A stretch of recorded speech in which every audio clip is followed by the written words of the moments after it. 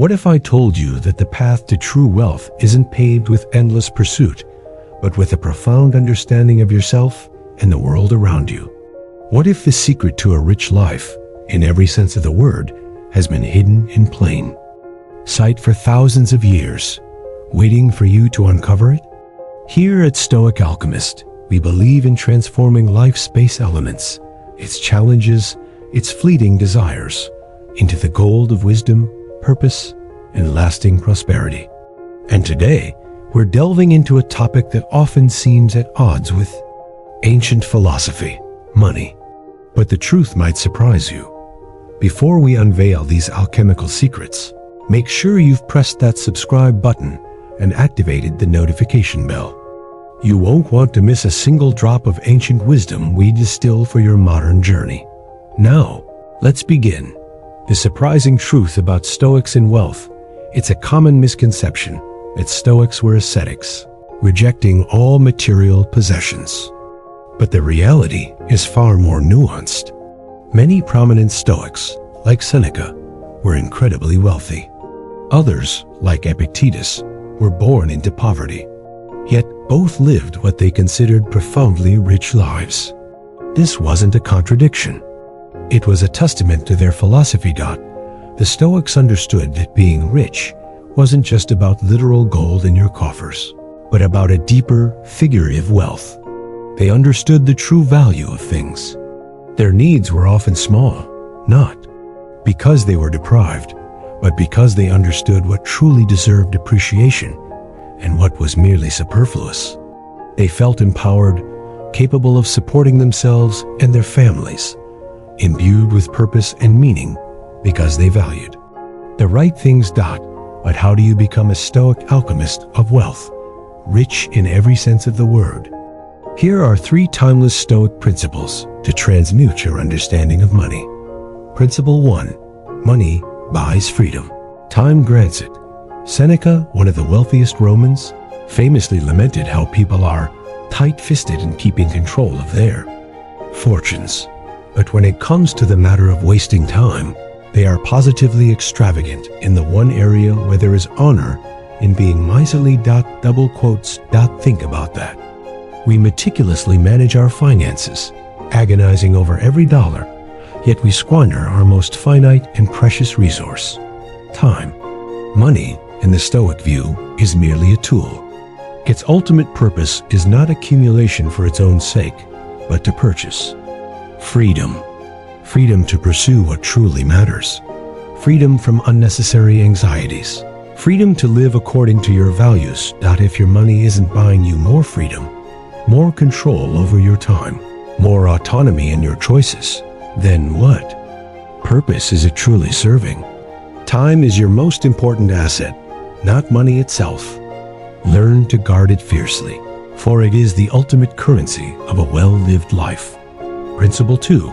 Learn from the pros, but master your own in differents. There are many financially successful people in the world. If financial stability and growth are important to you, seek out those who have achieved it. Learn from their strategies, their discipline, their insights. Observe how they build and manage wealth. The Stoics considered money a preferred indifferent. This means it's something desirable and generally beneficial, but it doesn't in itself guarantee virtue or happiness. It's a tool neutral in its essence. Consider the story of Musonius Rufus, who reportedly gave money to a detestable man in Rome. When people questioned him, he responded, "Isn't money exactly what he deserves?" This isn't about rewarding vice, but about recognizing that money, as an indifferent, can fall into anyone's hands, regardless of their character. Your focus should be on your character, your actions, and how you use the preferred indifference that come your way. Don't be consumed by the pursuit of wealth, but be wise and proactive in managing it when it arrives. Principle 3. True wealth is measured in generosity and service. This leads us to the alchemical heart of Stoic wealth. Its true measure is your capacity for generosity and service. Marcus Aurelius, the philosopher emperor, reflected in his meditations. on how fortunate he felt because he never needed to ask anyone for favors. And every time someone asked me for favors, I could afford to be generous. Money is a powerful tool. It should elevate you, make you a better, not worse person. It should enable you to be more generous, more magnanimous, more in service of the common good. That, according to the Stoics, is the essence of a truly rich life. It's not about how much you accumulate, but how much good your accumulation allows you to do. The Alchemist's cornerstone, the power of enough. This principle of generosity ties directly into perhaps the most powerful Stoic concept for financial tranquility, the idea of enough. There's a famous anecdote about writers Kurt Vonnegut and Joseph Heller at a billionaire's party. Vonnegut reportedly teased Heller, saying, "This billionaire, whose house we're in, made more money this week than your book, Catch 22, made in its entire life." Heller's profound reply, "Yes, but I have something he will never have. I have enough." This concept is so potent. Seneca, quoting Epicurus, taught that if you do not consider what you have enough, you will never be happy, even if you rule the whole world. For the person who believes enough is too little, happiness will always remain just out of reach. The finish line will constantly shift, moving further away the closer you get. Cultivate a mindset where what you have now is good. Everything else is a bonus, an extra, a gift. When you realize that you already have enough, the rest of your life truly becomes an incredible journey of appreciation, not endless craving. Forge your patience, the crucible of time in the journey of becoming. As Stoic alchemist of wealth, you must embrace the virtue of patience. Things always take longer than you think they will. This is a universal truth, famously captured by Hofstadter's law. It always takes longer than you expect, even when you take into account Hofstadter's law. I remember when my book, The Obstacle is the Way, was released. I thought it would be an instant bestseller. It took 5 years to hit the bestseller list. That's Hofstadter's law in action. Whether building a business, an investment portfolio, or a virtuous character, you must be patient. If you're in a rush, if you demand immediate results, if you can't pass the marshmallow test of delayed gratification, you will be crushed by the weight of unrealistic expectations and fleeting desires. Embrace the long game, strategic independence. Don't burn your ships or your freedom. There's a popular idea that to achieve your dreams, you must burn the boats, go all in with no turning back. But this isn't always the Stoic path. Many ancient Stoics, like Seneca, inherited wealth and managed it wisely. For the rest of us, we must find ways to earn money that allows us to invest in ourselves, to pursue our passions, and to build the life we desire.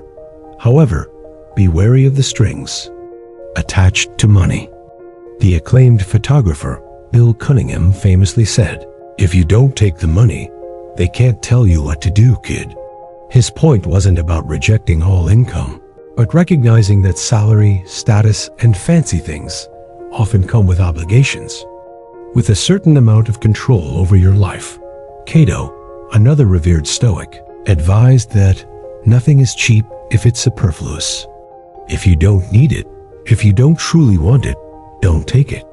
Because by taking it, by chasing it, you risk imprisoning yourself, enslaving yourself to external forces that will then dictate your actions and your values.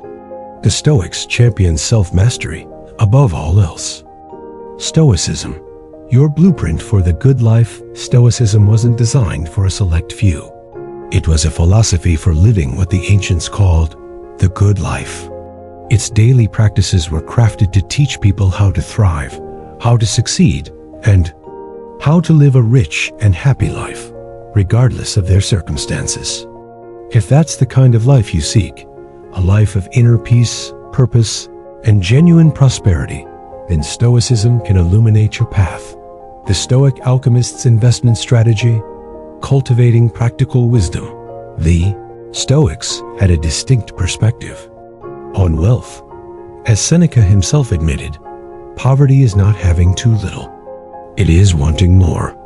Your needs, your lifestyle, your relationship with money and finance, these are far more important than your bank balance. There's a story of an ancient philosopher who wanted to prove that philosophers weren't obsessed with money, not out of sour grapes, claiming they didn't want what they couldn't have, but because they weren't consumed by the need for it. This perfectly illustrates the idea of money as a preferred indifferent. If you have the ability to earn money in your profession, why wouldn't you? Why would you work for less than you're worth? If you've inherited money or earned it, why? Wouldn't you want to become astute at investing it, at making it grow? This is like the parable of the talents. How do you take what you have and turn it into something more? We shouldn't think that philosophy is utterly indifferent to money, or that its relationship with wealth is resentful.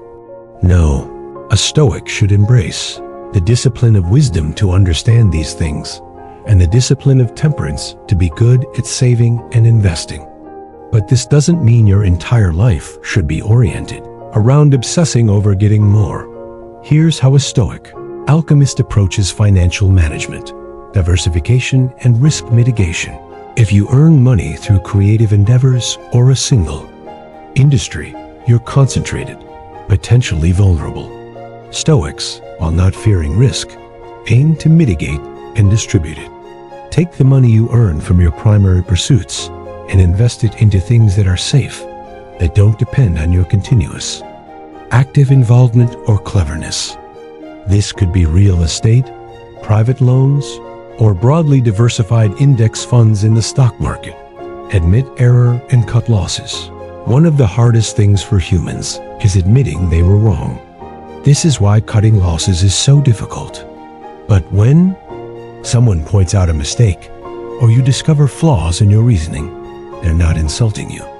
They're giving you new information that allows you to make a better decision. Whether you've invested in a stock or started a business, you must realize that what you knew then is different from what you know now. If new knowledge changes the decision you would make, you must be willing to adapt, to change course, and to cut your losses. This is not failure. It's wisdom in action. You've reached the end of today's lesson, fellow alchemists. If this video resonated with you, show us some love with a like, and don't forget to share your own methods of growth in the comments below. Follow us at Stoic Alchemist for a life forged in wisdom, purpose, and true prosperity. We're here to help you transform.